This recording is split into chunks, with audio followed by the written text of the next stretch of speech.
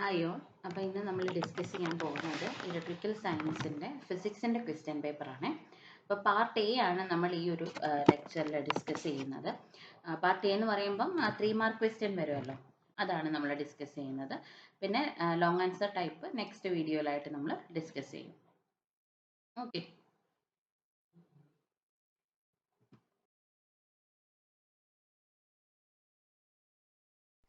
First question നമുക്ക് വന്നിരിക്കുന്നത് what are intrinsic and extrinsic semi conductors. Okay, അപ്പോൾ ഈ ഒരു ക്വസ്റ്റ്യനെ നമുക്ക് ഒത്തിരി എഴുതാൻ പറ്റും, പക്ഷെ നമുക്കൊരു 3 മാർക്കിൻ്റെ രീതിയിലാണെങ്കിൽ നമുക്ക് വളരെ ഷോർട്ടായിട്ട് എഴുതിയാൽ മതി. അപ്പോൾ ബേസിക്കലി ഒന്ന് പറയാം, നമുക്ക് എന്താ സെമി കണ്ടക്ടേഴ്സ് എന്ന് നമുക്കറിയാമല്ലോ. കണ്ടക്ടറും അല്ല ഇൻസുലേറ്ററും അല്ല, അതിൻ്റെ ഇടയിൽ കണ്ടക്ടിവിറ്റി ഉള്ള ഒരു മെറ്റീരിയലാണ് സെമി കണ്ടക്ടേഴ്സ് എന്ന് നമ്മൾ പഠിച്ചിട്ടുണ്ട്.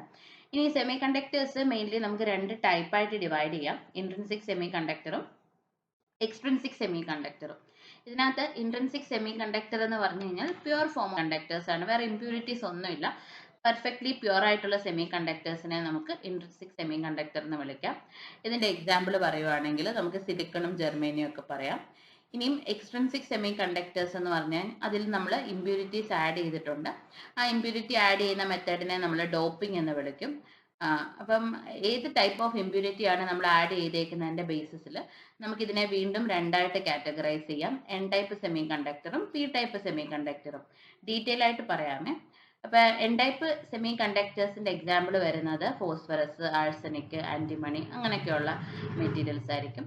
പി ടൈപ്പ് സെമി കണ്ടക്ടർ എന്ന് പറഞ്ഞു കഴിഞ്ഞാൽ ഗാലിയം, ബോറോൺ, ഇൻഡിയം, അലൂമിനിയം ഇവരൊക്കെ നമ്മൾ ഡോപ്പ് ചെയ്യുവാണെങ്കിൽ അതിനെയാണ് നമ്മൾ പി ടൈപ്പ് സെമി കണ്ടക്ടേഴ്സ് എന്ന് പറയാം. ഇനിയിപ്പോൾ എന്താ ഇൻട്രിൻസിക് അല്ലെങ്കിൽ എക്സ്ട്രിൻസിക് സെമി കണ്ടക്ടർ നിങ്ങൾക്ക് ഡെഫിനിഷൻ എഴുതണം എന്നുണ്ടെങ്കിൽ അത് നമുക്ക് നോക്കാം. അപ്പോൾ ഇത് ജസ്റ്റ് ഒന്ന് ഔട്ട്ലൈൻ നോക്കിയതാ കേട്ടോ.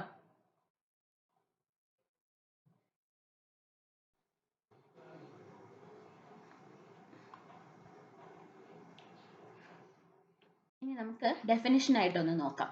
അപ്പോൾ ഇൻട്രിൻസിക് സെമി കണ്ടക്ടറിന്റെ ഡെഫിനിഷൻ നമുക്ക് എന്ത് പറയാം? A semi conductor in its pure form, impurities ഒന്നും നമ്മൾ കൊടുക്കുന്നില്ല, അതാണ് ഇൻട്രിൻസിക് സെമി കണ്ടക്ടർ. ഇനി ഇവിടെ നമ്പർ ഓഫ് ഹോൾസും നമ്പർ ഓഫ് ഇലക്ട്രോൺസും ഈക്വൽ ആയിരിക്കും. എത്ര ഇലക്ട്രോൺസ് ഉണ്ടാകുന്നോ അത്ര തന്നെ ഹോൾസും അവിടെ ജനറേറ്റ് ചെയ്യുന്നു. പിന്നെ ഇവിടുത്തെ ഇലക്ട്രിക്കൽ കണ്ടക്ടിവിറ്റി എന്ന് പറയുന്നത് ടെമ്പറേച്ചർ, ഒന്ന് ടെമ്പറേച്ചറിനെ ഡിപ്പെൻഡ് ചെയ്തിരിക്കും. പിന്നെ നമ്മൾ ടെമ്പറേച്ചർ കൊടുക്കുന്നതിനനുസരിച്ച് തെർമലി ജനറേറ്റ് ചെയ്യുന്ന ഇലക്ട്രോൺ ഹോൾ പെയേഴ്സിനെ ഡിപ്പെൻഡ് ചെയ്തിരിക്കും. അപ്പോൾ ഇത്രയും കാര്യങ്ങൾ നമുക്ക് ഇൻട്രിൻസിക് സെമി കണ്ടക്ടറിനകത്ത് പറയാം. എക്സാമ്പിൾ നമ്മൾ ഓൾറെഡി പറഞ്ഞു, സിലിക്കണും ജെർമേനിയം.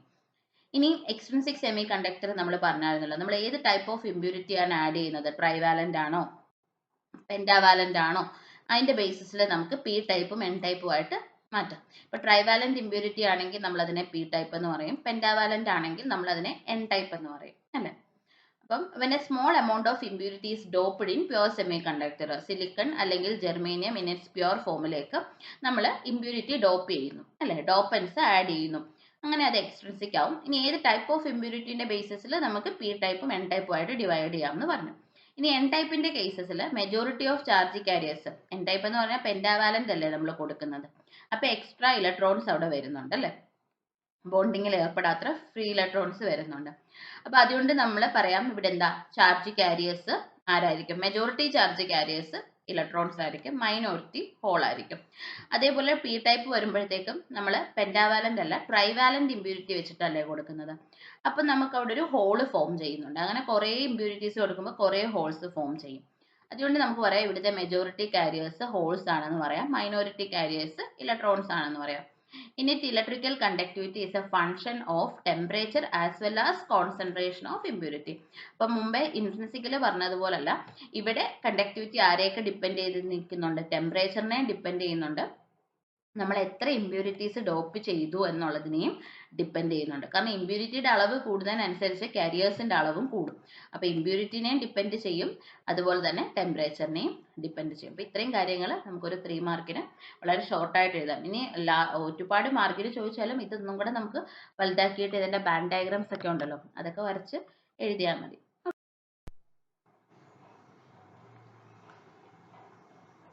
നെക്സ്റ്റ് ക്വസ്റ്റ്യൻ, രണ്ടാമത്തെ ക്വസ്റ്റ്യൻ എന്ന് പറയുന്നത് what is the meaning of forward biasing of P N junction diode. P N junction ഡയോഡിനെ 2 രീതിയിൽ നമുക്ക് ബയസിങ് ചെയ്യാമെന്ന് നമ്മൾ പഠിച്ചിട്ടുണ്ട്. ഒന്ന് ഫോർവേഡ് ബയസിങ്ങും റിവേഴ്സ് ബയസിങ്ങും. അപ്പോൾ ഫോർവേഡ് ബയസിങ്ങിന്റെ മീനിങ് ആണ് ചോദിച്ചിരിക്കുന്നത്, വളരെ ഷോർട്ടായിട്ട് നമുക്ക് എഴുതാം. അപ്പോൾ ഇവിടെ already P N junction form ചെയ്യുന്നതൊന്നും നമ്മൾ പറയുന്നില്ല, ഓൾറെഡി അത് അറിയാമല്ലോ. പി എൻ ജംഗ്ഷൻ കൊണ്ടുവയ്ക്കുമ്പോഴത്തേക്കും അവിടെ എന്തൊക്കെയാണ് സംഭവിക്കുന്നത്, ഡെപ്ലീഷൻ ലെയർ ഉണ്ടാവുന്നു, ഇൻസൈഡ് ആയിട്ട് ആ ഡെപ്ലീഷൻ ലെയറിൻ്റെ അവിടെ ഒരു ഇലക്ട്രിക് ഫീൽഡ് അല്ലെങ്കിൽ ഒരു പൊട്ടൻഷ്യൽ ഉണ്ടാവുന്നു, ഇതൊക്കെ നമുക്കറിയാം. ഇനി ഇവിടെ എന്താണ് ഫോർവേഡ് ബയസിംഗ് എന്ന് നോക്കിക്കേ.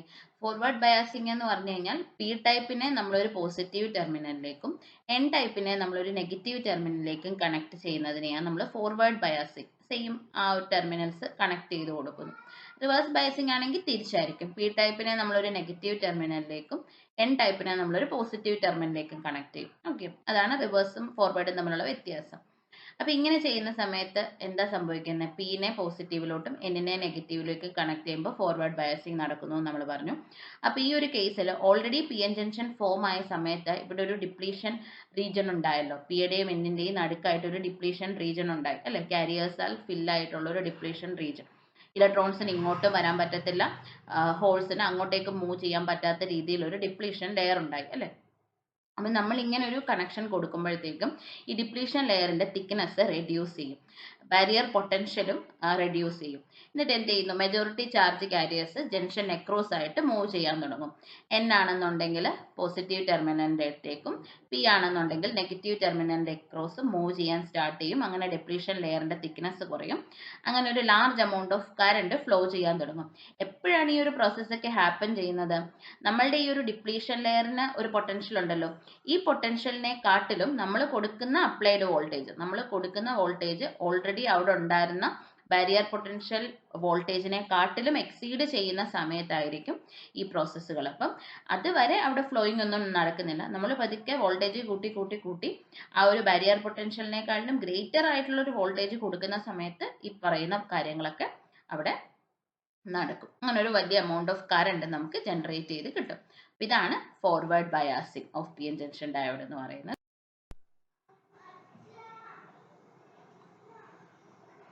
ഇനി നമുക്ക് തേർഡ് ക്വസ്റ്റ്യൻ നോക്കാം. Mention 6 application of photo diode. Photo ഡയോഡിന്റെ 6 ആപ്ലിക്കേഷൻ എഴുതാനാണ് ചോദിച്ചിരിക്കുന്നത്. അപ്പോൾ ഫോട്ടോ ഡയോഡ് നമുക്കറിയാം യൂഷ്വലി റിവേഴ്സ് ബയാസിൽ വർക്ക് ചെയ്യുന്ന ഒരു പി എൻ ജംഗ്ഷൻ ഡയോഡ് ആണെന്ന് നമുക്കറിയാം. Different types of photo diodes ഉണ്ട്, അതിൻ്റെ വർക്കിംഗ് ഒക്കെ നമ്മൾ പഠിച്ചിട്ടുള്ളത്. സോ ജനറലി ഫോട്ടോ ഡയോഡിന്റെ 6 ആപ്ലിക്കേഷനാണ് ചോദിച്ചിരിക്കുന്നത്. നമുക്കിതിനെ ഫൈബർ ഒപ്റ്റിക് കമ്മ്യൂണിക്കേഷനിൽ ഒരുപാട് യൂസ് ചെയ്യാൻ പറ്റും. Photodiode receives optical signal in fiber optic cable and convert them into electrical signals. Light energy to electrical energy conversion നടത്തുന്നു, ഒന്നാമത്തെ ആപ്ലിക്കേഷൻ. പിന്നെ മെഡിക്കൽ ഡിവൈസസിലൊക്കെ നമുക്ക് യൂസ് ചെയ്യാം. പൾസ് ഓക്സിമീറ്റർ പോലെയുള്ള, പിന്നെ അല്ലെങ്കിൽ വേറെ ഒരുപാട് ഡിവൈസസിലൊക്കെ നമുക്ക് യൂസ് ചെയ്യാൻ പറ്റും. പൾസ് ഓക്സിമീറ്ററിൽ നമ്മൾ ചെയ്യുന്നത് എന്താ, to measure oxygen levels, oxygen level measure ചെയ്യാൻ വേണ്ടിയിട്ട് നമ്മൾ യൂസ് ചെയ്യുന്നത്. പിന്നെ സെക്യൂരിറ്റി സിസ്റ്റത്തിൽ നമുക്ക് യൂസ് ചെയ്യാം. സെക്യൂരിറ്റി സിസ്റ്റത്തിൽ എങ്ങനെയാണ് യൂസ് ചെയ്യുന്നത്, ഇപ്പം സ്മോക്ക് ഡിറ്റക്ടർ ആയിട്ട് അല്ലെങ്കിൽ അലാം സിസ്റ്റത്തിൽ ഒക്കെ നമുക്ക് ഒരു കീ കമ്പോണൻ്റ് ആയിട്ട് ഫോട്ടോ ഡയോഡ് യൂസ് ചെയ്യാൻ പറ്റും. പിന്നെ മെയിൻ ആൻഡ് ഇമ്പോർട്ടൻ്റ് ആയിട്ടുള്ള ഒരു ആപ്ലിക്കേഷനാണ് സോളാർ സെൽ അല്ലേ. സോളാർ സെല്ലിൻ്റെ ഫണ്ടമെൻ്റൽ കമ്പോണൻ്റ് എന്ന് പറയുന്നത് ഒരു ഫോട്ടോ ഡയോഡാണ്. എന്ന് വെച്ചാൽ light energy to electrical energy ആക്കാൻ വേണ്ടിയിട്ട്. പിന്നെ ബാർകോഡ് സ്കാനേഴ്സിൽ detect the reflected light from the barcode to read product information, barcode സ്കാനറായിട്ട് യൂസ് ചെയ്യാം. പിന്നെ കുറേ ആപ്ലിക്കേഷൻസ് ഉണ്ട്, ഞാനിവിടെ 6 എണ്ണം എഴുതാൻ പറഞ്ഞുകൊണ്ട് 6 എണ്ണം മാത്രം ഇൻവോൾവ് ചെയ്തേ ഉള്ളൂ കേട്ടോ. നിങ്ങൾക്ക് വേറെ അറിയാമെന്നുണ്ടെങ്കിൽ അതും അതിനകത്ത് ഉൾപ്പെടുത്താം. എൻവയോൺമെന്റൽ മോണിറ്ററിങ്ങിന് വേണ്ടി യൂസ് ചെയ്യാം. Used in detectors of U V light, U V light sensor ആണല്ലോ ഇവർ ബേസിക്കലി. അപ്പൊ യു വി ലൈറ്റിനെ ഡിറ്റക്ട് ചെയ്യാം. അതേപോലെ എൻവയോൺമെന്റൽ ഫാക്ടേഴ്സ് അല്ലെങ്കിൽ എൻവയോൺമെന്റൽ മോണിറ്ററിങ്ങിന് വേണ്ടിയിട്ടൊക്കെ.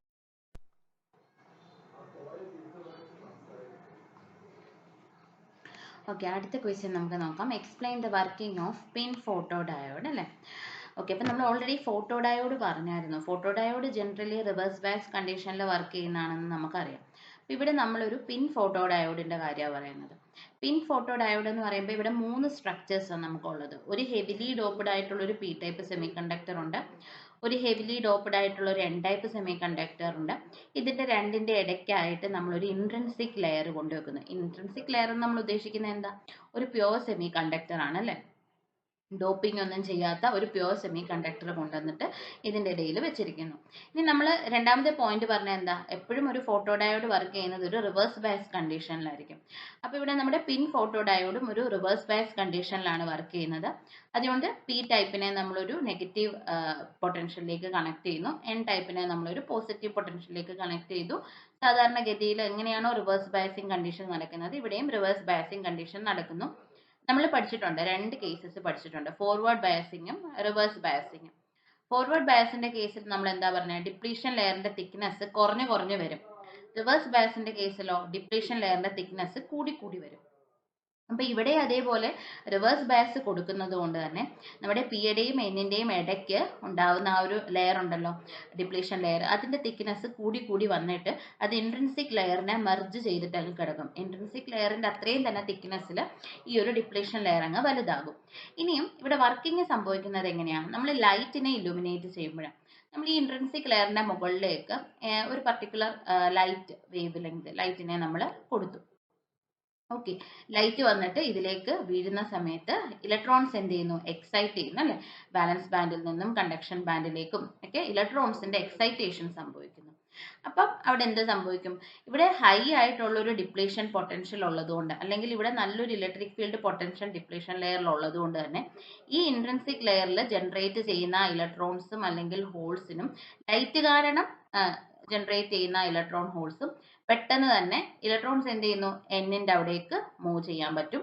ഹോൾസ് എന്ത് ചെയ്യും, പെട്ടെന്ന് പിയുടെ, കാരണം അത്രയും ഹൈ ആയിട്ടുള്ളൊരു ഡിപ്ലീഷൻ ലെയർ, റിവേഴ്സ് ബയസിങ് അവിടെ നടക്കുന്നത് അല്ലേ. അതുകൊണ്ട് തന്നെ അവിടെ ജനറേറ്റ് ചെയ്യുന്ന ഇലക്ട്രോൺസ് പെട്ടെന്ന് എന്നിലേക്ക് മൂവ് ചെയ്യാൻ തുടങ്ങും, ഹോൾസ് പെട്ടെന്ന് പിയിലേക്കും മൂവ് ചെയ്യാൻ തുടങ്ങും. അങ്ങനെ നമുക്ക് അവിടെ എന്ത് ചെയ്യുന്നുണ്ട്, ഒരു ഫോട്ടോ കറണ്ട് ജനറേറ്റ് ചെയ്യുന്നുണ്ട്. അപ്പൊ ഇവിടുത്തെ കറണ്ട് എന്ന് പറയുന്നത് directly proportional to the light ആയിരിക്കും അല്ലെ. ലൈറ്റിന്റെ ഇന്റൻസിറ്റിക്കോട് ഡയറക്ട്ലി പ്രൊപ്പോർഷണൽ ആയിരിക്കും കറണ്ട്. ഇത്രയും കാര്യങ്ങളാണ് ഇവിടെ എഴുതിയിരിക്കുന്നത്, ജസ്റ്റ് ഒന്ന് വായിക്കാം. A PIN photo diode consist of P region, intrinsic I region and N N region. It is operated under reverse bias. When light falls on the intrinsic layer, photons generate electron hole pairs. നമ്മളിപ്പോൾ പറഞ്ഞില്ലേ, electrons whole pair generate ചെയ്യുന്നു. The built-in electric field across the depletion region separate this generate electron holes. അപ്പോൾ depletion region അത്രയും high ആയതുകൊണ്ട്, അല്ലെങ്കിൽ അവിടുത്തെ electric field അത്രയും high ആയതുകൊണ്ട് തന്നെ അവിടെ ജനറേറ്റ് ചെയ്യുന്ന ഇലക്ട്രോൺസിനെയും ഹോൾസിനെയും പെട്ടെന്ന് തന്നെ സെപ്പറേറ്റ് ചെയ്യും. ഇലക്ട്രോൺസിനെ എൻ റീജിയനിലേക്കും ഹോൾസിനെ പി റീജിയനിലേക്കും separate ചെയ്യും. The electrons are accelerated towards the n-type layer and the holes move towards the p-type layer, resulting in a photocurrent. അപ്പോൾ ഒരു current generation സംഭവിക്കുന്നു. And the magnitude of the photocurrent is directly proportional to the intensity of light. അപ്പം എത്രത്തോളം light produce ചെയ്യുന്നു അത്രത്തോളം current generate ചെയ്യുന്നു. Directly proportional ആണെന്ന് നമുക്ക് പറയാം. ഇവിടെ ഞാൻ ഡയോഡിന്റെ സിമ്പലും കൊടുത്തിട്ടുണ്ട്, ഡയോഡിന്റെ കൺസ്ട്രക്ഷനും കൊടുത്തിട്ടുണ്ട്. ഓക്കെ,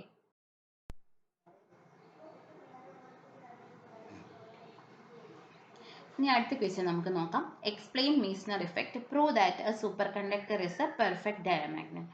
ഇതൊരു ഇമ്പോർട്ടൻറ്റ് ക്വസ്റ്റ്യൻ ആണ്. ഇത് ഒരുപാട് തവണ റിപ്പീറ്റ് എഴുതി ചോദിച്ചിട്ടുള്ള ഒരു ക്വസ്റ്റ്യൻ ആണ്. അപ്പോൾ ഇവിടെ നമ്മളോട് ചോദിച്ചിരിക്കുന്നത് മീസ്നർ ഇഫക്റ്റ് എക്സ്പ്ലെയിൻ ചെയ്യുക, സൂപ്പർ കണ്ടക്ടർ ഒരു പെർഫെക്റ്റ് ഡയമാഗ്നറ്റ് ആണെന്നുള്ളത് പ്രൂവ് ചെയ്യുക, ഇതാണ് ക്വസ്റ്റ്യൻ.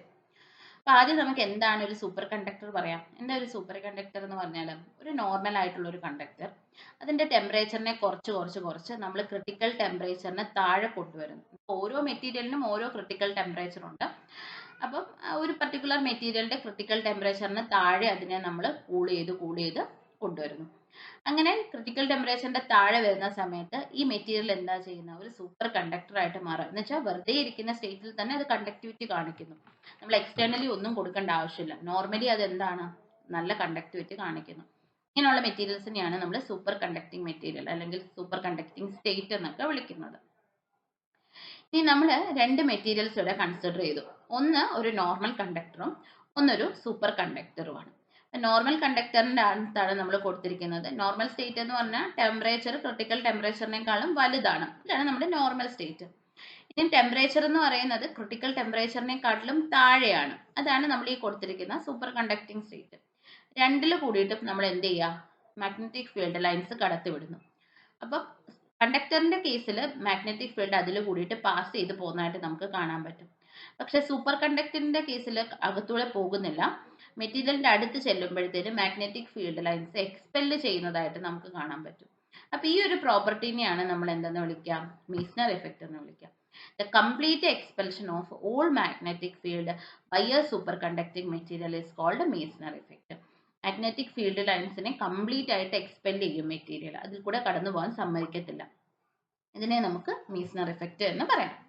ഓക്കെ, ശരി. ഇനി ഇതിന്റെ ഉള്ളിലുള്ള റീസൺ എന്താണെന്ന് നമുക്ക് അതും കൂടി വേണമെങ്കിൽ നിങ്ങൾക്ക് 3 മാർക്സ് ഒക്കെ ചോദിക്കുമ്പോൾ എഴുതാം. എന്താ ഇതിന്റെ റീസൺ? ഓൾറെഡി ഒരു മെറ്റീരിയൽ സൂപ്പർ കണ്ടക്ടിങ് സ്റ്റേറ്റിൽ നിൽക്കുമ്പം അതിനൊരു ഇന്റേണൽ ആയിട്ടുള്ള ഒരു മാഗ്നറ്റിക് ഫീൽഡ് ഉണ്ടാവും. ഓക്കെ, കാരണം ഇതിപ്പം സൂപ്പർ കണ്ടക്ടിങ്, അപ്പൊ അതിന്റെ ഉള്ളിൽ കൂടിയിട്ട് ഓൾറെഡി ഒരു കറണ്ട് ഫ്ലോയിങ് ഉണ്ട്, അപ്പൊ അവിടെ ഒരു മാഗ്നറ്റിക് ഫീൽഡ് ഉണ്ടെന്ന് നമുക്കറിയാം. അപ്പോൾ ഓൾറെഡി ഇവർക്ക് ഒരു ഇന്റേണൽ മാഗ്നറ്റിക് ഫീൽഡ് ഉണ്ട്. ഈ ഇന്റേണൽ മാഗ്നറ്റിക് ഫീൽഡ് ഉള്ള മെറ്റീരിയലിലേക്കാണ് നമ്മൾ എക്സ്റ്റേണലി ഒരു മാഗ്നറ്റിക് ഫീൽഡ് കടത്തിവിടാൻ നോക്കുന്നത്. അപ്പോൾ ഇവിടെ രണ്ട് മാഗ്നറ്റിക് ഫീൽഡും തമ്മിൽ എന്ത് ചെയ്യുന്നുണ്ട്, ഒരു റിപ്പൽഷൻ സംഭവിക്കുന്നുണ്ട്. അതുകൊണ്ടാണ് മെറ്റീരിയലിന്റെ അടുത്ത് വരുമ്പോഴത്തേനും നമ്മൾ കൊടുത്ത എക്സ്റ്റേണൽ മാഗ്നറ്റിക് ഫീൽഡിന് ഒരു എക്സ്പെൽഷൻ സംഭവിക്കുന്നത്. വളരെ സിമ്പിൾ ആയിട്ടുള്ള ഒരു റീസണാണ്. നമ്മുടെ second part of the question നോക്കാം. പ്രൂവ് ദാറ്റ് സൂപ്പർ കണ്ടക്ടർ ഒരു പെർഫെക്റ്റ് ഡയാമാഗ്നറ്റ് ആണെന്ന് പ്രൂവ് ചെയ്യുക. അത് നമുക്ക് കുറച്ച് ഓക്കെ. ഇപ്പൊ ഇവിടെ നമുക്ക് ടോട്ടൽ മാഗ്നറ്റിക് ഫീൽഡിനെ നമുക്ക് ഇന്റേണൽ, നമ്മൾ പറഞ്ഞല്ലോ ഒരു സൂപ്പർ കണ്ടക്ടിങ് മെറ്റീരിയൽ ആകുമ്പോൾ അതിനുള്ളിൽ ഒരു മാഗ്നറ്റിക് ഫീൽഡ് ഉണ്ട്, നമ്മൾ പുറത്തുനിന്ന് കൊടുക്കുന്ന ഒരു മാഗ്നറ്റിക് ഫീൽഡ് ഉണ്ട്, മീസ്നർ ഇഫക്റ്റിന്റെ കേസ് സ്റ്റഡി ചെയ്യാൻ വേണ്ടിയിട്ട്. അപ്പൊ ഇന്റേണൽ മാഗ്നറ്റിക് ഫീൽഡിനെ ഞാൻ μ0 m എന്നും എക്സ്റ്റേണൽ മാഗ്നറ്റിക് ഫീൽഡിനെ ഞാൻ μ0 h എന്നും പറയുന്നു. വേറെ μ0 എന്ന് പറയുന്നത് പെർമിയബിലിറ്റി ഓഫ് ദ മെറ്റീരിയൽ ആണ്, h എന്ന് പറയുന്നത് എക്സ്റ്റേണൽ മാഗ്നറ്റിക് ഫീൽഡിന്റെ ഇന്റൻസിറ്റി, m എന്ന് പറയുന്നത് ഇന്റേണൽ മാഗ്നറ്റിക് ഫീൽഡിന്റെ ഇന്റൻസിറ്റി. ഇനിയും if T less than TC, temperature എന്ന് പറയുന്നത് ക്രിട്ടിക്കൽ ടെമ്പറേച്ചറിനെക്കാളും ചെറുതാണ് എങ്കിൽ B is equal to 0 ആണല്ലോ, ടോട്ടൽ മാഗ്നറ്റിക് ഫീൽഡ് 0 ആണല്ലോ. എന്താ ടോട്ടൽ മാഗ്നറ്റിക് ഫീൽഡ് 0 ആയത്? ഇന്റേണൽ മാഗ്നറ്റിക് ഫീൽഡും എക്സ്റ്റേണൽ മാഗ്നറ്റിക് ഫീൽഡും കൂടി ഒപ്പോസ് ചെയ്യുന്നുണ്ട് അല്ലെ, രണ്ടും ഈക്വൽ ആൻഡ് ഓപ്പോസിറ്റ് ആവുന്നത് കൊണ്ടല്ലേ റിപ്പൽ ചെയ്ത് അകത്തൂടെ പോവാതെ എക്സ്പെൽഷൻ നടന്നത്. അതുകൊണ്ട് നമുക്ക് B is equal to total magnetic field is equal to 0 ആണെന്ന് പറയാം.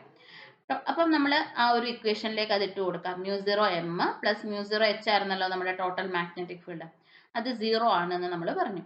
So μ0 m is equal to minus μ0 h ആണല്ലോ, രണ്ടുപേരും ഈക്വൽ ആൻഡ് ഓപ്പോസിറ്റ് ആണെന്നുള്ള കാര്യം നമുക്ക് എഴുതാം. അങ്ങനെയാണെങ്കിൽ μ0യും ക്യാൻസൽ കട്ട് ചെയ്ത് കളഞ്ഞു കഴിഞ്ഞാൽ m/h എന്ന് പറയുന്നത് is equal to -1 ആണെന്ന് എഴുതാം. ഈ m/h എന്ന് പറയുന്നത് കൈ ആണ്, സസെപ്റ്റബിലിറ്റി. കൈ is equal to -1 എന്ന് കിട്ടും.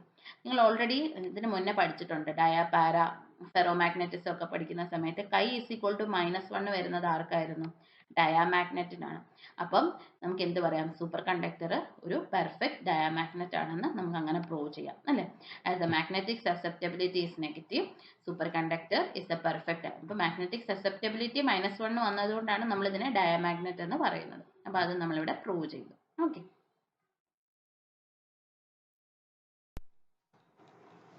ഓക്കെ, 6th ക്വസ്റ്റ്യൻ നോക്കാം. ഇനിയും define permittivity and relative permittivity. പെർമിറ്റിവിറ്റിയും റിലേറ്റീവ് പെർമിറ്റിവിറ്റിയും തമ്മിൽ ഡിഫൈൻ ചെയ്യാനാണ് ചോദിച്ചിരിക്കുന്നത്.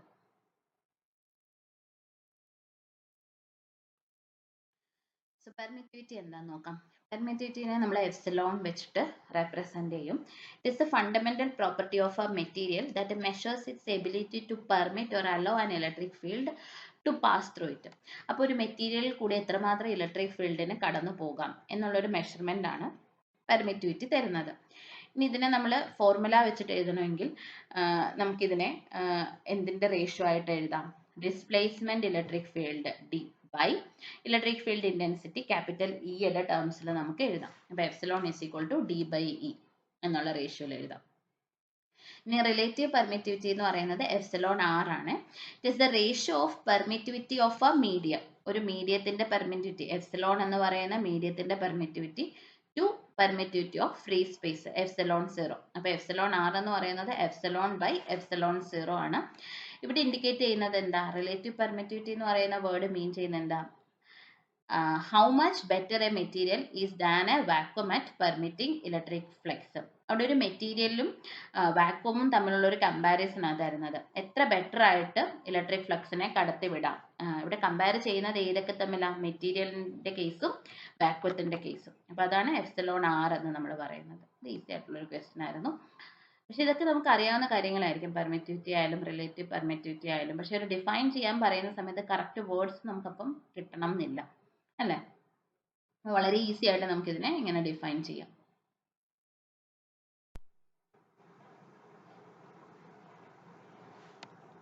സെവൻത് ക്വസ്റ്റ്യൻ നോക്കാം. Compare spontaneous and stimulated emission. അപ്പോൾ ഇത് നമ്മൾ ലേസറിനകത്ത് ഡിസ്കസ് ചെയ്തായിരുന്നു, അല്ലേ? അബ്സോർഷൻ എന്ന് പറഞ്ഞ ഒരു process, spontaneous emission, stimulated emission. അപ്പം ഇവിടെ ബേസിക്കലി നമ്മൾ പഠിച്ചത് എന്തൊക്കെയായിരുന്നു? ഒരു പർട്ടിക്കുലർ ഫോട്ടോൺ ഒരു ആറ്റത്തിലേക്ക് വന്ന് വീഴുന്ന സമയത്ത് അബ്സോർഷൻ എന്തായാലും അവിടെ നടക്കുന്നുണ്ട്. ഇപ്പം ആ ഒരു ഗ്രൗണ്ട് സ്റ്റേറ്റിൽ ഇരിക്കുന്ന ഇലക്ട്രോണിന് അല്ലെങ്കിൽ ആ ഗ്രൗണ്ട് സ്റ്റേറ്റിൽ ഇരിക്കുന്ന ആറ്റത്തിന് ആ ഇൻസിഡന്റ് ആയിട്ടുള്ള ഫോട്ടോൺ എന്ന് പറയുന്നത് അതിന്റെ എനർജി സ്റ്റേറ്റുകളുടെ ഡിഫറൻസിന് ഈക്വൽ ആണ്. E2 - E1 സിമിലർ ആയിട്ട് ആ ഒരു എനർജി ഡിഫറൻസിന് ഈക്വൽ ആയിട്ടുള്ള ഒരു ഫോട്ടോൺ ആണ് വരുന്നത് എങ്കിൽ അതിനെ അബ്സോർബ് ചെയ്തിട്ട് നമ്മുടെ അല്ലെങ്കിൽ ഇലക്ട്രോണിന് എന്ത് ചെയ്യാൻ പറ്റും? എക്സൈറ്റഡ് സ്റ്റേറ്റിലേക്ക് ജമ്പ് ചെയ്തിട്ട് പോകാം എന്ന് നമ്മൾ പഠിച്ചായിരുന്നു. അതാണ് അബ്സോർഷൻ എന്ന് പറയുന്നത്. ഇതിനെയും അബ്സോർബ് ചെയ്ത് എക്സൈറ്റഡ് സ്റ്റേറ്റിലേക്ക് ജമ്പ് ചെയ്ത് പോയി കഴിഞ്ഞാൽ ഇവിടെ രണ്ട് പ്രോസസ്സ് നടക്കും. ഒന്നെങ്കിൽ സ്പോണ്ടേനിയസ് എമിഷൻ നടക്കാം, അല്ലെങ്കിൽ സ്റ്റിമുലേറ്റഡ് എമിഷൻ നടക്കാം. രണ്ട് പ്രോസസ്സാണ് നടക്കാൻ ചാൻസ് ഉള്ളത്. എന്തായാലും എമിഷൻ അവിടെ നടക്കും, കാരണം എക്സൈറ്റഡ് സ്റ്റേറ്റിൽ ഒരുപാട് നേരം അതിനിരിക്കാൻ പറ്റത്തില്ല. അപ്പോൾ എന്തായാലും കുറച്ച് സമയം കഴിയുമ്പോഴത്തേക്കും അത് തിരിച്ച് അതിൻ്റെ ഗ്രൗണ്ട് സ്റ്റേറ്റിലേക്ക് വരണം. അപ്പം ആ വരുന്ന പ്രോസസ്സ് ഇപ്പം എക്സ്റ്റേണലി വേറൊരു ഇൻഫ്ലുവൻസും ഇല്ലാതെ അത് ആ എക്സൈറ്റഡ് സ്റ്റേറ്റിൽ നിന്നും താഴേക്ക് ഗ്രൗണ്ട് സ്റ്റേറ്റിലേക്ക് വരുന്ന പ്രോസസ്സാണ് സ്പോണ്ടേനിയസ് എമിഷൻ. ഈ സ്പോണ്ടേനിയസ് എമിഷൻ നടക്കുന്ന സമയത്ത് അത് മുകളിൽ നിന്ന് താഴേക്ക് എക്സൈറ്റഡ് സ്റ്റേറ്റിൽ നിന്നും ഗ്രൗണ്ട് സ്റ്റേറ്റിലേക്ക് വരുമ്പോഴത്തേക്കും അത് അബ്സോർബ് ചെയ്ത് ആ ഫോട്ടോണിനെ തന്നെ എമിറ്റ് ചെയ്ത് കളയും. അവിടെ എക്സ്റ്റേണലി വേറെ പ്രത്യേകിച്ച് ഒന്നും അതിനെ ഇൻഡ്യൂസ് ചെയ്യുന്നില്ല. പക്ഷേ ഇനി നെക്സ്റ്റ് കേസ് എന്ന് പറഞ്ഞാൽ സ്റ്റിമുലേറ്റഡ് എമിഷനാണ്. സ്റ്റിമുലേറ്റഡ് എമിഷൻ എന്ന് പറഞ്ഞാൽ ഈ സ്പോണ്ടേനിയസ് എമിഷൻ എന്ന് പറയുന്നത് നടക്കാൻ ഒരു ടൈം ഗ്യാപ്പ് ഉണ്ട്. അത് അബ്സോർബ് ചെയ്ത് അവിടെ പോയി ഇത്ര സമയം അവിടെ ഇരുന്നതിന് ശേഷമേ അത് എമിറ്റ് ചെയ്ത് താഴേക്ക് വരത്തുള്ളൂ. ഇനി ആ ഒരു സ്പോണ്ടേനിയസ് എമിഷൻ നടക്കുന്നതിന്റെ ആ ടൈം ഗ്യാപ്പിന് മുന്നായിട്ടെങ്ങാണ് ഒരു എക്സ്റ്റേണൽ ആയിട്ട് വേറൊരു ഫോട്ടോൺ അവിടേക്ക് വന്നു കഴിഞ്ഞാൽ അതിനെ ഇൻഡ്യൂസ് ചെയ്യിപ്പിക്കുകയാണ് ഒരു സ്റ്റിമുലേറ്റഡ് എമിഷനിലേക്ക്. അതാണ് നമ്മൾ സ്റ്റിമുലേറ്റഡ് എമിഷൻ എന്ന് പറയുന്നത്. അപ്പൊ ഇവിടെ സംഭവിക്കുന്നത് എന്താ? An atom in the excited state is interacting with an incoming photon of a specific energy. ഒരു സ്പെസിഫിക് എനർജി ഉള്ള ഒരു ഫോട്ടോണുമായിട്ട് എക്സൈറ്റഡ് സ്റ്റേറ്റിൽ ഇരിക്കുന്ന ആറ്റം ഇന്ററാക്ട് ചെയ്യുന്നു. ഇതിന്റെ ഫലമായിട്ട് അവിടെ ഒരു സ്റ്റിമുലേറ്റഡ് എമിഷൻ നടക്കുന്നു. സ്റ്റിമുലേറ്റഡ് എമിഷൻ എന്ന് പറയുമ്പം അവിടെ ഓൾറെഡി അബ്സോർബ് ചെയ്ത ഫോട്ടോൺ എമിറ്റ് ചെയ്യും. ഗ്രൗണ്ട് സ്റ്റേറ്റിലേക്ക് വരുമ്പോഴത്തേക്ക് ഒരു ഫോട്ടോൺ എമിറ്റ് ചെയ്യും. പിന്നെ ഈ ഇൻഡ്യൂസ് ചെയ്യിപ്പിച്ച ഫോട്ടോൺ ഉണ്ടല്ലോ, രണ്ട് ഫോട്ടോൺസ് അല്ലേ? അപ്പോൾ അവിടെ ഒരു മൾട്ടിപ്ലിക്കേഷൻ ഓഫ് ഫോട്ടോൺ ആണ് നടക്കുന്നത്. പക്ഷെ സ്പോണ്ടേനിയസ് എമിഷൻ റാൻഡം ആയിട്ട് നടക്കുന്നതാണ്. അബ്സോർബ് ചെയ്യുന്നു, മുകളിൽ പോകുന്നു, തിരിച്ച് ഗ്രൗണ്ട് സ്റ്റേറ്റിലേക്ക് സ്റ്റേബിൾ ആയിട്ട് ഇരിക്കാൻ വേണ്ടിയിട്ട് വരുന്നു. പക്ഷെ സ്റ്റിമുലേറ്റഡ് എമിഷൻ അങ്ങനല്ല. നമ്മളൊരു എക്സ്റ്റേണലി ഒരു ഫാക്ടർ കൊടുത്ത് അതിനെ ആ ഒരു പ്രോസസ്സിനെ ഇൻഡ്യൂസ് ചെയ്യിപ്പിക്കുന്നതാണ്, അല്ലേ? അതാണ് അതിന്റെ ഡിഫറൻസ്. ഇനി നമുക്ക് അടുത്ത സ്ലൈഡിൽ ഇതിന്റെ ഫുൾ കമ്പാരിസൺ, സ്പോണ്ടേനിയസ് എമിഷനും സ്റ്റിമുലേറ്റഡ് എമിഷന്റെ കമ്പാരിസൺ നോക്കാം. സ്പോണ്ടേനിയസ് എമിഷൻ എന്ന് പറയുന്നത് റാൻഡം ആണ്, അൺകൺട്രോൾഡ് പ്രോസസ് ആണ്. സ്റ്റിമുലേറ്റഡ് പക്ഷേ റാൻഡം അല്ല, നമ്മൾ നല്ല വെൽ പ്ലാൻഡ് ആയിട്ട് നടത്തുന്ന ഒരു പ്രോസസ്സാണ് സ്റ്റിമുലേറ്റഡ് എമിഷൻ. ഇവിടെ സ്പോണ്ടേനിയസ് എമിഷന്റെ കേസിൽ ഫോട്ടോൺസ് എമിറ്റ് ചെയ്യുന്നത് റാൻഡം ഡയറക്ഷനിലായിരിക്കും, ഫേസിലായിരിക്കത്തില്ല, ഡിഫറെൻറ്റ് ഫ്രീക്വൻസി ഡിഫറെൻറ്റ് എനർജി ഒക്കെ ആയിരിക്കും പോകുന്നത്. പക്ഷേ സ്റ്റിമുലേറ്റഡ് എമിഷനിൽ അങ്ങനല്ല. സ്റ്റിമുലേറ്റഡ് എമിഷനിൽ എമിറ്റ് ചെയ്യുന്ന ഫോട്ടോൺസ് എല്ലാം സെയിം ഫേസ് ആയിരിക്കും, സെയിം ഫ്രീക്വൻസി ആയിരിക്കും, സെയിം ഡയറക്ഷൻ ആയിരിക്കും, എല്ലാം സെയിം ആയിരിക്കും. സ്പോണ്ടേനിയസ് എമിഷനിൽ ഇനി നമ്മൾ പറഞ്ഞു എമിറ്റ് ചെയ്ത ഫോട്ടോൺ ഒക്കെ റാൻഡം ആയിട്ട് പോകുന്നത് കൊണ്ട് തന്നെ കൊഹറന്റ് ആയിരിക്കത്തില്ല, മോണോക്രോമാറ്റിക് അല്ല, നോൺ ഡയറക്ഷനിലാണ്. അതേപോലെ തന്നെ സ്റ്റിമുലേറ്റഡ് എമിഷന്റെ കേസിലോ എല്ലാം same phase, same energy, same frequency ആയതുകൊണ്ട് തന്നെ കൊഹറന്റ് ആണ്, മോണോക്രോമാറ്റിക് ആണ്, ഡയറക്ഷണൽ ആയിട്ടുള്ള ലൈറ്റ് ആയിരിക്കും പ്രൊഡ്യൂസ് ചെയ്യുന്നത്.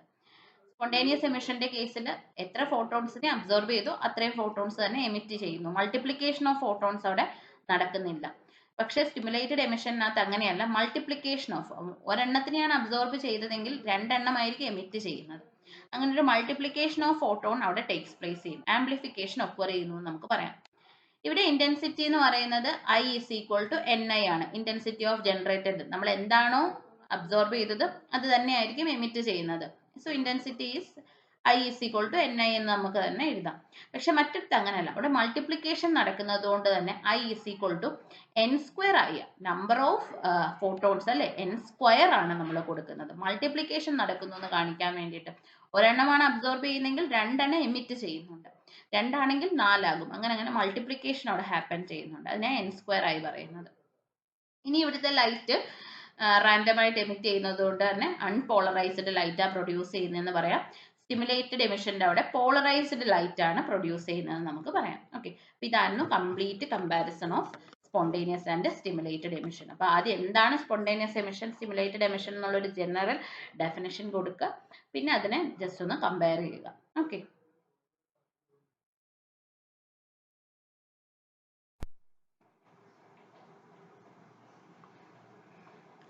ഇനി നമുക്ക് പാർട്ട് എയുടെ ലാസ്റ്റ് ക്വസ്റ്റ്യൻ നോക്കാം.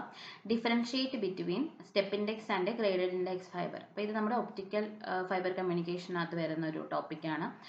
അപ്പം ഇവിടെ നമ്മൾ സ്റ്റെപ്പ് ഇൻഡെക്സ് ഫൈബറും ഗ്രേഡഡ് ഇൻഡെക്സ് ഫൈബറിനെയും നമ്മൾ ഡിഫറൻഷിയേറ്റ് ചെയ്യുന്നത് റിഫ്രാക്റ്റീവ് ഇൻഡെക്സ് പ്രൊഫൈലിൻ്റെ ബേസിസിലായിരിക്കും. അപ്പോൾ റിഫ്രാക്റ്റീവ് ഇൻഡെക്സ് പ്രൊഫൈൽ എന്ന് പറഞ്ഞാൽ നമ്മൾ മീൻ ചെയ്യുന്നത് എന്താ, y ആക്സിസിൽ റിഫ്രാക്റ്റീവ് ഇൻഡെക്സും എക്സ് ആക്സിസിൽ നമ്മൾ കോറിൽ നിന്നും ക്ലാഡിങ്ങിലേക്കുള്ള ഒരു ഡിസ്റ്റൻസ് ഉണ്ടല്ലോ, ആ ഒരു അത് വെച്ചിട്ടുള്ള കമ്പാരിസണാണ് നമ്മൾ ചെയ്യുന്നത്.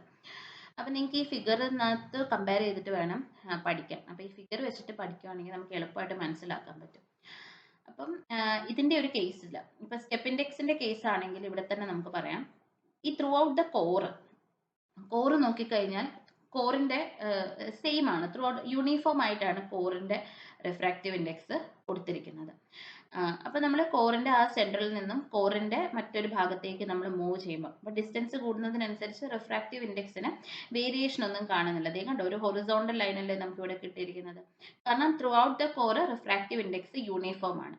പക്ഷേ ഇനി കോറിൻ്റെ പുറത്തേക്ക് വരുമ്പോഴത്തേനും ക്ലാഡിങ്ങിലേക്ക് വരുമ്പോഴത്തേനും പെട്ടെന്ന് റിഫ്രാക്റ്റീവ് ഇൻഡെക്സിന് സ്റ്റെപ്പായിട്ടുള്ളൊരു ഡ്രോപ്പ് ഉണ്ടാകുന്നത് കാണാം. പിന്നെ ത്രൂ ഔട്ട് ദ ക്ലാഡിങ്ങിൽ സെയിം ആയിരിക്കും, പിന്നെ മറ്റ് സർഫസിലേക്ക് വരുമ്പോൾ വീണ്ടും സ്റ്റെപ്പായിട്ട് വേരി ചെയ്യുന്നു, ആ സർഫസിലെ മൊത്തവും റിഫ്രാക്റ്റീവ് ഇൻഡെക്സ് സെയിം ആയിരിക്കും. അപ്പോൾ ഇതൊരു സ്റ്റെപ്പ് ലൈക്ക് ഫംഗ്ഷൻ അല്ലേ നമുക്കിവിടെ ജനറേറ്റ് ചെയ്ത് കിട്ടുന്നത്. അതുകൊണ്ടാണ് നമ്മളിതിനെ സ്റ്റെപ്പ് ഇൻഡെക്സ് ഫൈബർ എന്ന് വിളിക്കുന്നത്. ഇനി ഗ്രേഡഡ് ഇൻഡെക്സ് ഫൈബറിൽ നോക്കിക്കഴിഞ്ഞാൽ കോറിൽ ഇറ്റ്സെൽഫ് റിഫ്രാക്റ്റീവ് ഇൻഡെക്സ് യൂണിഫോം അല്ല. ഇപ്പോൾ കോറിൻ്റെ സെൻറ്ററിലായിരിക്കും, ഇവിടെ നോക്കിയാൽ നമുക്ക് കാണാം, കോറിൻ്റെ സെൻറ്ററിലായിരിക്കും മാക്സിമം റിഫ്രാക്റ്റീവ് ഇൻഡെക്സ് നമുക്ക് കാണാൻ പറ്റുന്നത്. കോറിൽ നിന്ന് തന്നെ നമ്മൾ സെൻറ്ററിൽ നിന്ന് തന്നെ പിന്നെയും മൂവ് ചെയ്യുന്ന സമയത്ത് പതുക്കെ പതുക്കെ റിഫ്രാക്റ്റീവ് ഇൻഡെക്സ് ഒരു പരബോളിക് ആയിട്ട് റെഡ്യൂസ് ചെയ്യുന്നതായിട്ട് നമുക്ക് കാണാൻ പറ്റും. പിന്നീട് കോറിൽ നിന്ന് ക്ലാഡിങ്ങിലേക്ക് വരുമ്പം വീണ്ടും ഒരു സ്റ്റെപ്പ് ലൈക്ക് ചേഞ്ചസ് ഉണ്ടായി, ക്ലാഡിങ്ങിൽ ത്രൂ ഔട്ട് യൂണിഫോം, പിന്നെ അടുത്ത സർഫസിലേക്ക് വരുമ്പം വീണ്ടും ചേഞ്ച് ഉണ്ടായി യൂണിഫോം. അപ്പോൾ ഇതുകൊണ്ട് നമ്മൾ ഇതിനെ ഒരു ഗ്രേഡഡ് ഇൻഡെക്സ് ഫൈബർ എന്ന് വിളിക്കും. അപ്പോൾ ഇതാണ് മെയിൻ ഡിഫറൻസ് എന്ന് പറയുന്നത്. ഓക്കെ, നമുക്ക് ഒന്നുകൂടെ ഡിഫറൻഷിയേറ്റ് ചെയ്യാം, മറ്റ് പാരാമീറ്റേഴ്സ് വെച്ചിട്ടൊന്ന്.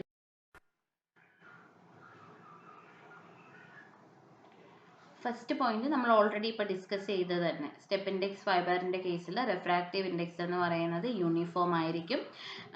പക്ഷേ ഗ്രേഡഡ് ഇൻഡെക്സിൻ്റെ കേസിൽ കോറിൽ ഇറ്റ്സെൽഫ് റിഫ്രാക്റ്റീവ് ഇൻഡെക്സ് ചേഞ്ച് ചെയ്യുന്നുണ്ട്, ഒരു പാരബോളിക് മാനറിലാണ് ചേഞ്ച് ആവുന്നത് എന്ന് നമ്മൾ പറഞ്ഞു. ഇനി സെക്കൻഡ് കേസ് പറയുന്നത് എന്താണെന്ന് വെച്ച് കഴിഞ്ഞാൽ, സ്റ്റെപ്പ് ഇൻഡെക്സ് ഫൈബറിനെ നമുക്ക് 2 മോഡൽ ഓപ്പറേറ്റ് ചെയ്യാം, സിംഗിൾ മോഡൽ ഓപ്പറേറ്റ് ചെയ്യാം, മൾട്ടി മോഡലും ഓപ്പറേറ്റ് ചെയ്യാം. പക്ഷേ ഗ്രേഡഡ് ഇൻഡെക്സ് ഫൈബറിനെ നമുക്ക് സിംഗിൾ മോഡൽ മാത്രമേ ഓപ്പറേറ്റ് ചെയ്യാൻ പറ്റത്തുള്ളൂ. അപ്പം സ്റ്റെപ്പ് ഇൻഡെക്സ് ഫൈബറിൻ്റെ കേസിൽ നമ്മൾ സിംഗിൾ മോഡിൽ ഓപ്പറേറ്റ് ചെയ്യുന്ന സമയത്ത് 10 മൈക്രോമീറ്റർ ആയിരിക്കും അതിൻ്റെ ഡയമീറ്റർ എന്ന് പറയുന്നത്. മൾട്ടി മോഡിൽ ഓപ്പറേറ്റ് ചെയ്യുമ്പോൾ 50 to 200 മൈക്രോമീറ്ററിൽ നമുക്ക് ഡയമീറ്റർ എടുക്കാൻ പറ്റും. ഗ്രേഡഡ് ഇൻഡെക്സ് ഫൈബറിന് ഒറ്റ മോഡിൽ മാത്രമേ വർക്ക് ചെയ്യാൻ പറ്റത്തുള്ളൂ, അതുകൊണ്ട് 50 മൈക്രോമീറ്റർ ഡയമീറ്ററിലായിരിക്കും വർക്ക് ചെയ്യുന്നത്. ഇനിയും സ്റ്റെപ്പ് ഇൻഡെക്സ് ഫൈബറിൻ്റെ കേസിൽ നോക്കിക്കഴിഞ്ഞാൽ, the transmitted optical signal will cross the fibre axis during every reflection at the core cladding boundary. നമ്മൾ പറഞ്ഞായിരുന്നു ഒപ്റ്റിക് ഫൈബറിൻ്റെ കേസിൽ നമ്മൾ പറഞ്ഞു, കോറിലും ക്ലാഡിങ്ങിലും റിഫ്രാക്റ്റീവ് ഇൻഡെക്സ് ചേഞ്ച് ആവുന്നത് കൊണ്ട് തന്നെ അവിടെ ഒരു റിഫ്ലക്ഷൻ, ടോട്ടൽ ഇൻറ്റർണൽ റിഫ്ലക്ഷൻ നടക്കുമെന്ന് പറഞ്ഞു. പക്ഷേ ഗ്രേഡഡ് ഇൻഡെക്സ് ഫൈബറിൻ്റെ കേസിൽ കോറിൽ ഇറ്റ്സെൽഫ് റിഫ്രാക്റ്റീവ് ഇൻഡെക്സിന് മാറ്റം ഉള്ളത് കൊണ്ട് തന്നെ ക്ലാഡിങ്ങിലേക്ക് വരേണ്ട ആവശ്യമില്ല. കോറിൽ വെച്ച് തന്നെ റിഫ്രാക്റ്റീവ് ഇൻഡെക്സ് ഓരോ പോയിന്റിലും മാറുന്നത് കൊണ്ട് തന്നെ അവിടെ റിഫ്ലക്ഷൻ ഓൾറെഡി ഉള്ളിൽ നിന്നേ നടക്കുന്നുണ്ട്. So the transmitted optical signal will never cross the fiber axis at any time. ഉള്ളിൽ നിന്ന് തന്നെ റിഫ്ലക്ഷൻ സ്റ്റാർട്ട് ചെയ്യുന്നുണ്ട്. The shape of propagation of optical signal is in zigzag manner ആയിരിക്കും. ഒരു വി ഷേപ്പിൽ ഇങ്ങനെ ഒരു സിക്സാക് മാനറിലായിരിക്കും ഒപ്റ്റിക്കൽ സിഗ്നലിന്റെ കമ്മ്യൂണിക്കേഷൻ നടക്കുന്നത്. കാരണം കോറിൽ കൂടിയിട്ട് ഇങ്ങനെ പോകുന്നു, പെട്ടെന്ന് ക്ലാഡിങ്ങിൽ ചെല്ലുന്നു, റിഫ്ലക്ഷൻ സംഭവിക്കുന്നു, അങ്ങനെ ഒരു സിക്സാക് മാനറിലായിരിക്കും പോകുന്നത്. പക്ഷേ ഗ്രേഡഡ് ഇൻഡെക്സ് ഫൈബറിന്റെ കേസിൽ വീണ്ടും നമ്മൾ പറഞ്ഞു കോറിൽ തന്നെ മാറ്റം ഉള്ളതുകൊണ്ട് തന്നെ ഒരു സിക്സാക് പാറ്റേണിലല്ല പോകുന്നത്, സ്പെറിക്കൽ അല്ലെങ്കിൽ ഒരു ഹെലിക്കൽ രീതിയിലായിരിക്കും, ഒരു ഇങ്ങനെ യു ഷേപ്പിൽ ഇങ്ങനെ ഒരു സ്പെറിക്കൽ ഷേപ്പിലായിരിക്കും സിഗ്നൽസ് ട്രാവൽ ചെയ്യുന്നതെന്ന് പറയാം. അറ്റിന്യൂവേഷൻ ഈസ് മോർ ആണെന്ന് നമ്മൾ പറഞ്ഞു. അറ്റിന്യൂവേഷൻ മോർ എന്ന് പറഞ്ഞു കഴിഞ്ഞാൽ നമുക്ക് പറയാം ഇവിടെ മൾട്ടിമോഡും സിംഗിൾ മോഡും ഉള്ളത് കൊണ്ട് തന്നെ, മൾട്ടിമോഡിന്റെ കേസിലെ ഡയമീറ്റർ ഒക്കെ വലുതായതുകൊണ്ട് തന്നെ റിഫ്ലക്ഷൻസ് കൂടുതലായിരിക്കും, അതുകൊണ്ട് ലോസും കൂടുതലായിരിക്കും.